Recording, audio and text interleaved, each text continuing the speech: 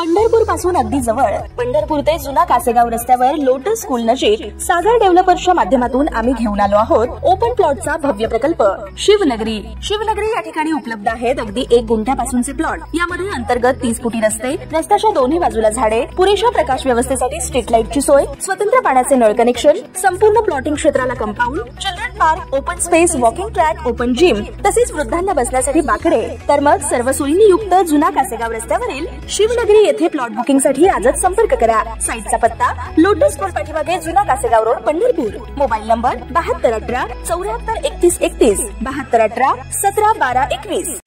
ताज्या घडामोडी पाहण्यासाठी आमच्या YouTube चॅनलवरील PVR म्हणजेच पंढरी वार्ता या न्यूजला सबस्क्राइब करा आणि शेजारील बेल आयकॉनवर क्लिक करा। नमस्कार।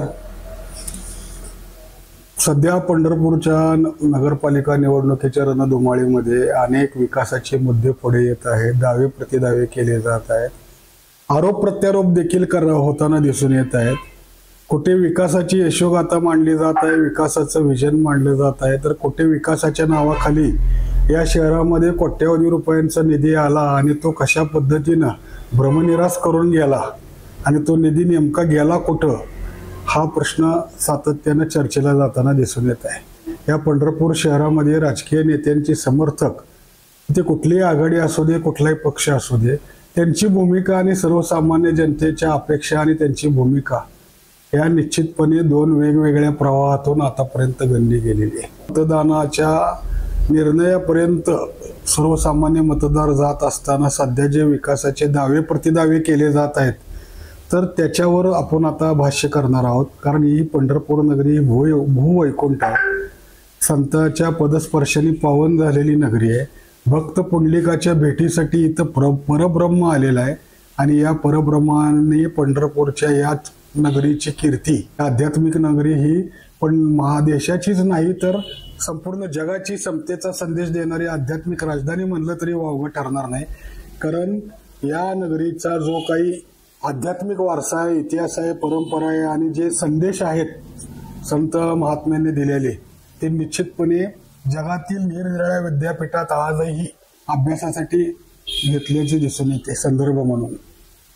काल पंढरपूर शहरामध्ये सोलापूर जिल्ह्याचे पालकमंत्री तथा भारतीय जनता पक्षाचे सोलापूर जिल्हा निवडणूक प्रभारी आमदार जयकुमार गोरे यांच्या उपस्थितीत प्रचार फेरी काढण्यात आली। या प्रचार फेरीमध्ये या पंढरपूर शहराच्या राजकारणातलं ज्यांच्यावर पंढरपूरच्या विकासाचा विजन मांडणारा एक नेता म्हणून हे त्यांचे समर्थक त्यांच्याकडे पाहताना दिसून येतात। एक दूरदृष्टीचा नेता अशी एक त्यांची प्रतिमा असलेले नेतृत्व म्हणून प्रशांत परिचारक ओळखले जातात। तेही या प्रचार फेरीत होते आणि प्रचार फेरी दरम्यान भाषण करताना त्यांनी आपल्याला पंढरपूर आंतरराष्ट्रीय शहर बनवायचं आहे असं विधान केलेलं आहे। आता पंढरपूर हे आंतरराष्ट्रीय दर्जाचं शहर होणार आहे म्हणल्यानंतर या पंढरपूर शहरातील मागील 2-3 पिढ्यातले जे नवतरुण आहेत, जे पंढरपूरच्या विकासाबाबत सातत्याने बोलत आले, मतं व्यक्त करत आले, सोशल मीडियाच्या माध्यमातून असो अथवा इतर सामाजिक व कुठल्याही कार्यक्रमांच्या माध्यमातून असो, या पंढरपूर शहराचा बकालपणा मांडत आले, पंढरपूर शहराची अवस्था मांडत आले, पंढरपूर शहरात कशा पद्धतीनं सुविधा झाल्या पाहिजेत हे मांडत आले। या 2 पिढ्यांना हे खूप मोठा एक दिलासादायक बाब ठरले असं म्हटलं तरी वावगं ठरणार नाही। आणि खरोखरच आता पंढरपूर आंतरराष्ट्रीय दर्जाचं शहर होणार आहे या भावनेने तरुणाईमध्ये उत्साह संचारलाय असं म्हटलं तरी वावगं ठरणार नाही। पण प्रत्यक्षात घडतंय काय आणि घडलं काय याचाही थोडा आपण लेखाजोखा आज घेणार आहोत। काल बोलताना माजी आमदार प्रशांतराव परिचारक यांनी आणखी एक विधान केले की 25 वर्षापूर्वी काय पंढरपूर होतं आणि आता काय पंढरपूर आहे इथल्या नागरिकांना माहिती आहे, निश्चितपणे माहिती आहे। इथल्या नागरिकांना पंढरपूरच्या विकासाबाबत आणि इथल्या ज्या काही घडामोडी घडलेल्या आहेत याबाबत निश्चितपणे माहिती आहे। म्हणून तर प्रत्येक निवडणुकीमध्ये इथले नागरिक अगदी ठामपणाने व्यक्त होत आलेले आहेत। मग ती विधानसभेची निवडणूक असो अथवा नगरपालिकेची निवडणूक असो, जो काही मतविभागणीचा टक्का राहिलेला आहे 2-5% आणि मतविभागणी आणि प्रवाह राजकीय याचा जर आपण विचार केला तर नागरिकांच्या भावना अशा एकतर्फी कोणाच्याच बाजूने का राहू शकल्या नाहीत याचं गमक त्याच्या मागच दडलंय असं म्हटलं तरी वावगं ठरणार नाही। खरं तर आज पंढरपूर आंतरराष्ट्रीय शहर होण्याच्या दिशेने वाटचाल करणार आहे. भविष्यात ते आंतरराष्ट्रीय शहर दर्जाचं शहर होणार आहे म्हटल्यानंतर या शहरामध्ये काय झालं पाहिजे आणि काय झालं आणि कुठले विकास कामं कशा पद्धतीने झाली आणि मग असं असेल तर आंतरराष्ट्रीय दर्जाचं पंढरपूर कसं काय होऊ शकणार, अशाही काही चर्चा या सुरू झालेल्या आहेत. आणि त्या चर्चेचा जो सूर आहे त्या चर्चेतले जे मतमतांतर आहेत ते आज आम्ही तुमच्या समोर घेऊन येत आहोत. याबाबत अनेक नागरिकांचा कानोसा घेतला असता जे आंतरराष्ट्रीय दर्जाचं पंढरपूर होणार आहे अशी एक आता चर्चा सुरू झाली आहे. तर कानोसा घेतला असता अनेक बाबींचा आपण लेखाजोखा ज्या बाबी पुढे येत आहेत सोशल मीडियाच्या माध्यमातून किंवा सर्वसामान्य नागरिक ज्या काही भावना व्यक्त करत आहेत त्या माध्यमातून त्याचा निश्चितपणे उहापोह करूयात. खरं तर 2011 ते 2013 जून इथपर्यंत या 2.5 वर्षाचा जर कालावधी सोडला तर पंढरपूर नगरपालिकेवर जवळपास 35 ते 40 वर्ष परिचारक यांचं प्रभुत्व होतं. त्यांच्या इशाऱ्यावर नगरपालिकेची सूत्र हलत होती. नगरपालिकेचा कारभार हा किंबहुना परिचारक यांच्या संमतीशिवाय चालू शकत नव्हतं, कारण त्यांच्या गटाचं वर्चस्व हे पंढरपूर नगरपालिकेवर राहिल्याचं दिसून आलेलं होतं. खरं तर पंढरपूर शहर काय, तालुका काय किंवा जिल्हा काय, परिचारक आणि पांडुरंग परिवार आणि परिचारकांच्या नेतृत्वाखालच्या संस्था ह्या निश्चितपणे एक चांगल्या पद्धतीनं वाटचाल करीत असलेल्या संस्था म्हणून गणल्या गेलेल्या आहेत. परंतु परिचारकांच्या नेतृत्वाखालील एक संस्था मात्र जी आहे पंढरपूर नगर परिषद पंढरपूर याच्याबाबत मात्र प्रचंड नाराजी कायम व्यक्त होताना दिसून आली. आणि आपल्या समर्थकांना दुखावले जाऊ नये म्हणून की काय, कदाचित पंढरपूर शहरातील गंभीर प्रश्न नागरिक उपस्थित करत असताना विरोधी गटाचे नेते त्याच्यावर भाष्य करत असताना परिचारक मात्र शांत असल्याचं का दिसून येत होतं हे कोडा आज तागायत उलगडलेलं. खरं तर आंतरराष्ट्रीय दर्जाचं शहर होण्याकडे वाटचाल करणार असताना पंढरपूर जे विकास कामांचा निधी आला आणि जो निधी खर्च झाला, कारण जो निधी आला ज्या कामांवर खर्च झाला ते कामं कशा पद्धतीने झाली आणि मग जर पुढे आंतरराष्ट्रीय दर्जाचं शहर बनवण्यासाठी जो निधी येणार आहे आणि त्याच्यात आणखी किती पिढ्या जाणार आहेत. म्हणजे आंतरराष्ट्रीय दर्जाचं शहर होण्याला काही टाइम बाउंड वगैरे तर त्यांनी काल सांगितलं नाही. मागच्या 2 पिढ्यांनी जवळपास ज्या पंढरपूर शहरातल्या सगळ्या घडामोडीबद्दल नाराजी व्यक्त केली करत आलेत ते आता भविष्यामध्ये आणखी किती पिढ्यांना त्या आंतरराष्ट्रीय दर्जाच्या शहराची वाट पाहावी लागणार आहे. कारण आपल्या आजूबाजूचे इतर छोटे छोटे शहरं कधी काळी पंढरपूरची तुलना अकलूजशी होत होती. अकलूजमधील रस्ते, अकलूजमधील सुशोभीकरण, अकलूजमधील जलतरण तलाव, अकलूजमधील बाग बगीचे, अकलूजमधील उद्याने, अकलूजमधील इतर पर्यटन स्थळे जे तिथं विकसित होत आहेत झाली आहेत आणि मग आपल्या पंढरपूरचं काय, अशी एक भावना सातत्याने व्यक्त होत आलेली होती. आणि अकलूज नंतर पंढरपूरची तुलना भाविकांच्या आग्रहास्तव म्हणलं तरी वावगं ठरणार नाही. कारण मागील पूर्वी आषाढी, कार्तिकी, मागे चैत्री या 4 वारीच्या कालावधीत पंढरपुरात यात्रा भरत होत्या. आपण जर त्या यात्रेचं जर निरीक्षण केलं तर आता यात्रेबरोबरच इतर वेळीही पंढरपुरात येणाऱ्या भाविकांचा ओघ वाढलाय. श्री विठ्ठल मंदिराला जी देणगी भाविकांकडून अर्पण केली जाते त्याच्यातही मोठ्या प्रमाणात वाढ झाली आहे. पंढरपुरात येणारे भाविक पंढरपूरबद्दल बोलू लागले आहेत, अपेक्षा व्यक्त करू लागले आहेत आणि हे चित्र निश्चितपणे इथल्या नागरिकांच्या निदर्शनास येत आलेलं आहे. येथे आल्यानंतर भाविकांच्या काही असुविधा होतात. भाविकांना संतांनी या पंढरपूरला माहेर म्हणले. मला आज आपण विठुरायाच्या या नगरीत आलोय म्हणल्यानंतर आपल्या घरात बसून विठ्ठलाचा ठाईची बसून करा एक चित्त अवघी आनंद आळवावा असं श्री विठ्ठलाचं नामस्मरण करणारे जे भाविक आहेत ते श्री विठ्ठलाची जेवढी भक्ती करतात तेवढंच या विठ्ठलाच्या नगरीवर देखील तितक्याच प्रमाणे श्रद्धेने ते आपली श्रद्धा व्यक्त करतात. आज पंढरपूर आंतरराष्ट्रीय शहर होण्याच्या दिशेने मार्गक्रमण करीत असताना किंवा करणार असताना, कारण अजून तर करत नाही असं आम्हाला निश्चितपणे वाटतं, पण करणार असताना या ठिकाणी कुठल्या कुठल्या बाबीची आवश्यकता होती, कशा पद्धतीने आश्वासनं देण्यात आली आणि नक्की घडलं काय याचा जरा आपण लेखाजोखा मांडणार आहोत. गेल्या वेळेला पंढरपूर नगरपालिकेच्या 2016च्या निवडणुकीवेळी पंढरपूर नगरपालिकेने ज्या काही पंढरपूर शहरात केलेल्या विकास कामं आहेत आणि तत्पूर्वी केलेली विकास कामं, भविष्यात प्रस्तावित विकास कामं याबाबत परिचारक प्रणित भाजप व पंढरपूर मंगळवेढा शहर विकास आघाडीच्या माध्यमातून एक विकास वेध म्हणून पत्रिका छापण्यात आलेली होती. त्या विकास वेधच्या माध्यमातून पंढरपुरामध्ये कशा पद्धतीनं विकास कामं आम्ही पुढच्या काळात करणार आहोत, म्हणजे 9 वर्षापूर्वीची ही गोष्ट आहे, कशा पद्धतीनं आम्ही विकास कामं करणार आहोत हे त्या विकास वेधच्या माध्यमातून म्हणजे आश्वासित केलं गेलं होतं. तर त्यावेळेला जे ठळक कामं म्हणजे 2011 ते 12.5 या कालावधीमध्ये विरोधकांची सत्ता होती, पण त्याच्यापूर्वी परिचारक समर्थकांची सत्ता होती आणि 2012च्या जून नंतर देखील पुढील 2.5 वर्ष परिचारक समर्थकांची सत्ता होती. मग या कालावधीत कुठली विकास कामं केली याचाही त्यांनी लेखाजोखा यात मांडलेला होता.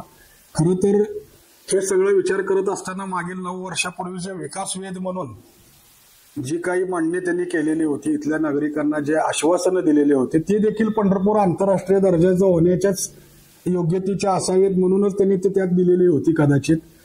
त्याच्यामध्ये पहिला सर्वात महत्वाचा एक मुद्दा जो आहे तो पंढरपूर परिसरातील एमआय तलाव विकसित करणे.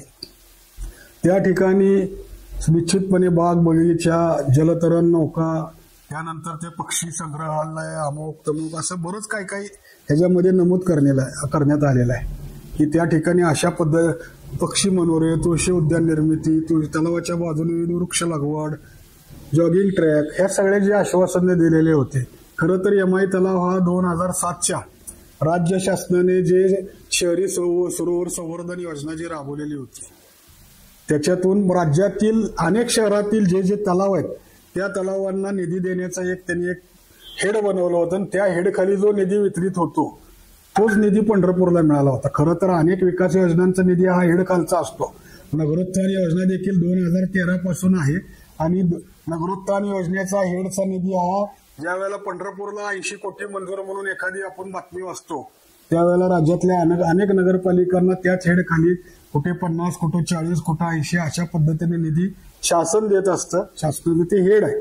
तसंच असा एक हेड आहे होतं की सरोवर संवर्धन योजना, त्यातून एमआय तलावाच्या ठिकाणी जे काही विकास कामं व्हायची ते झाली. त्या विकास कामांबद्दल त्या एमआय तलावावरल्या बोलण्यासारखं खूप आहे, खूप वेळ जाईल त्यात. फक्त एवढंच आहे की 75 लाख रुपये खर्च करून तुम्ही जर ते एमआय तलावाचं 2010चं जर एस्टिमेट काढून बघितलं, बिलं अदा केलेली सगळ्या माहिती घेतली तर 75 लाख रुपयाचं चेनलिंग फेन्सिंग त्या एमआय तलावाभोवती करण्यात आलेलं होतं. 3 वर्षानंतर ते चेनलिंग फेन्सिंग गायब झालं. एमआय तलावाच्या परिसरात अनेक ठिकाणी अतिक्रमण आहे, त्याच्याकडे दुर्लक्ष केलं जातंय. एमआय तलावाच्या ठिकाणी जे पेवर ब्लॉक आहेत आणि जो मातीचा ट्रॅक आहे, दुर्दैवाची बाब म्हणजे तिथं जे झाडे लावले जात आहेत आणि त्याचं जे संगोपन केलं, मग आमचा वृक्षप्रेमी परिवार असो त्या किंवा आमचे मेजर करंडे काका असो, आज या एमआय ट्रॅकवरल्या अनेक वर्षापासून येणाऱ्या कुठल्याही व्यक्तीला जर विचारलं की हे झाडे नगरपालिकेने फुलवलीत, आज जे तिथं जे काय आच्छादन दिसतंय की या वृक्षप्रेमींनी फुलवली आहेत, तर निश्चितपणे लोक सांगतील की हे झाडं निश्चितपणे या वृक्षप्रेमींनी अतिशय जीवापाड जपलेली आहेत.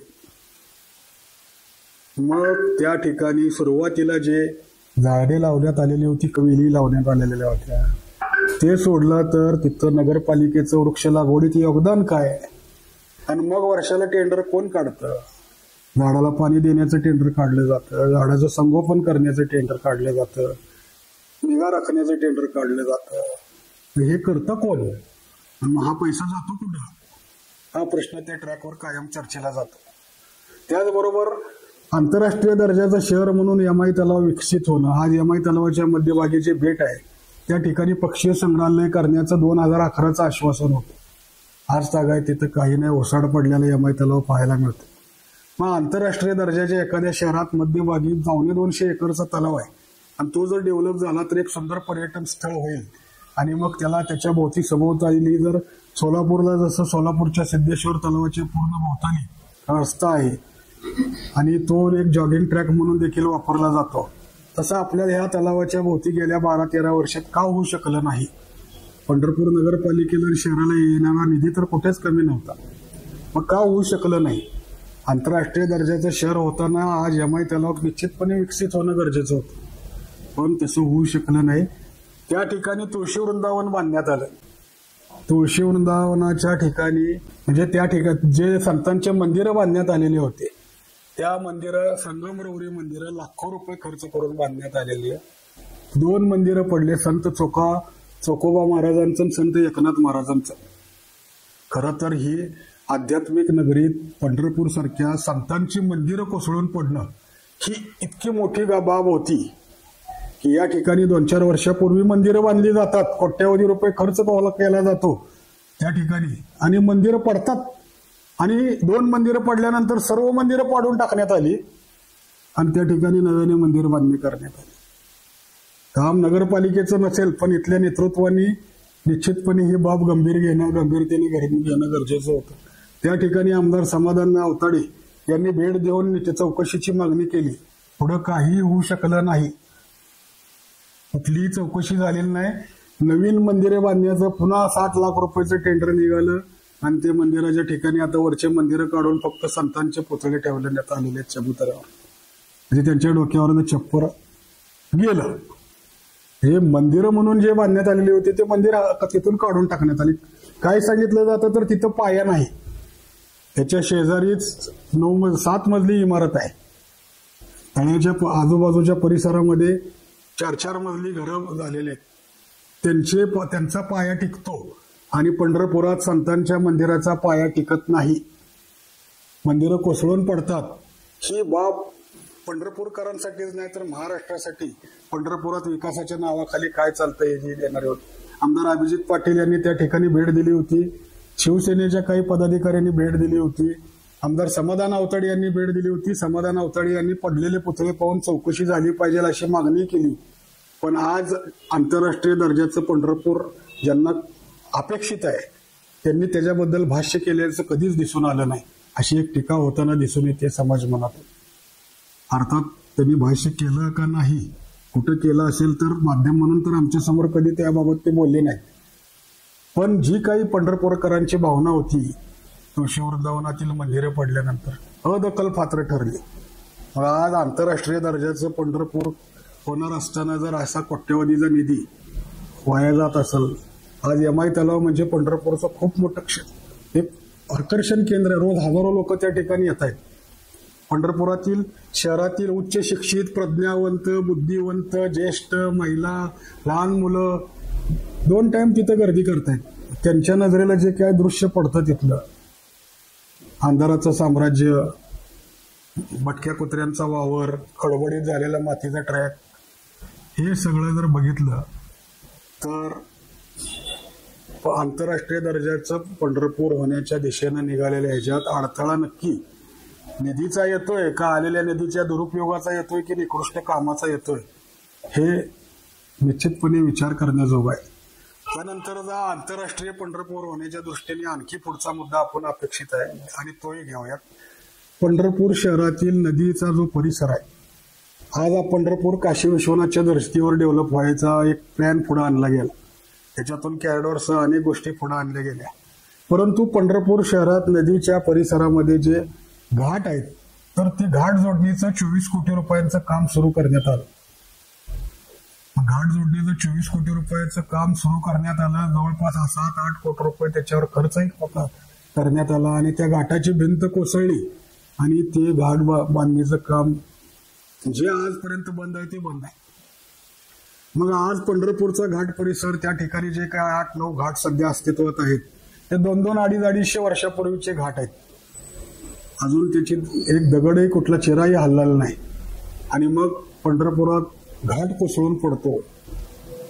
उद्या त्याच घाटावरून हजारो पर्यटक, आंतरराष्ट्रीय ह्याच्यातून येणारे पर्यटक, कोण आता भविष्यात विमानतळ झालं तर विमानाने येतील किंवा ह्याच्याने येतील, तो जर घाट झाला असता तर एक नदीकाठ सुंदर झाला असता, समोर प्रकाशमय दिवे, नदीवरून झुलता पूल, संपूर्ण नदीमध्ये म्हणजे लेसर लाईट प्रकाशाची व्यवस्था, रम्य वाळवंट आणि तो दिव्य घाट, आंतरराष्ट्रीय दर्जाचा तो घाट झाला असता। कदाचित कोसळून पडला, काम बंद आहे, आज तागायत त्याच्याकडे कोणी डोकं नाही पाहायला तयार नाही। तर अशा या आंतरराष्ट्रीय दिशेने वाटचाल करणाऱ्या आपल्या शहरामध्ये अनेक मुद्दे आहेत की जे डेव्हलप होऊ शकतात, चांगल्या पद्धतीने व्हायला पाहिजे होते, त्याच्यासाठी निधी वेळोवेळी आलेला होता। का असं होतंय यासाठी मांडण्यासारखे अनेक मुद्दे आपल्या या चर्चेला जाऊ शकतात. लोकांच्या अपेक्षाही आता वाढणार आहेत, कारण आता आपलं शहर आंतरराष्ट्रीय होणार आहे. निश्चितपणे लोकांच्या अपेक्षा वाढणार आहेत आता. कारण असू दे, आपलं पंढरपूर आहे, गरिबाच्या दैवताचं गाव आहे म्हणून लोक थोडं दुर्लक्ष करत असतील, पण आता आंतरराष्ट्रीय दर्जाचं शहर होणार आहे म्हणल्यानंतर इथं क्रीडांगण पाहिजे. या पंढरपूर शहरामध्ये एकही अद्ययावत सुसज्ज क्रीडांगण नाही. या शहरामध्ये अंबाबाई पटांगणचा जो परिसर आहे तो पूर्वीच्या काळी लोकमान्य विद्यालयाचं क्रीडांगण म्हणून गणला जात होता.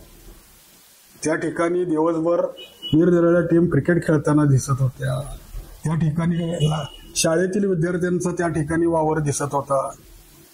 पंढरपूरमध्ये एकही क्रीडांगण नाही. शालेय स्पर्धा घेण्यापासून महाविद्यालयीन स्पर्धा घेण्यापर्यंत नगरपालिकेच्या माध्यमातून एकही क्रीडांगण उभारण्यात आलेलं नाही. मग आपल्या आंतरराष्ट्रीय दर्जाच्या या वाटचाल करणाऱ्या शहरामध्ये आपल्या मागच्या पिढीने लहान मुलांनी रस्त्यावर किती काळ क्रिकेट खेळायचं त्याचा विचार निश्चितपणे झाला पाहिजे. कारण पंढरपुरामध्ये सुसज्ज क्रीडांगण व्हावं ही अपेक्षा आत्ताची नाही, ही अपेक्षा खूप वर्षापासूनची. जवळपास 30 वर्षापासून पंढरपुरात सुसज्ज क्रीडांगण होणार, स्टेडियम होणार अशी एक चर्चा ऐकत आलेली इथली पिढी. आज 2025 पर्यंत पंढरपूर शहरामध्ये नगरपालिकेच्या माध्यमातून किंवा क्रीडा विभागाच्या माध्यमातून एक चांगल्या पद्धतीचं क्रीडांगण विकसित होणं गरजेचं होतं, जिथं शहरातील तरुणांना आपल्या क्रीडा कौशल्याची निश्चितपणे प्रॅक्टिस करता आली पाहिजे आहे, त्याच्या स्पर्धा झाल्या पाहिजे आहेत.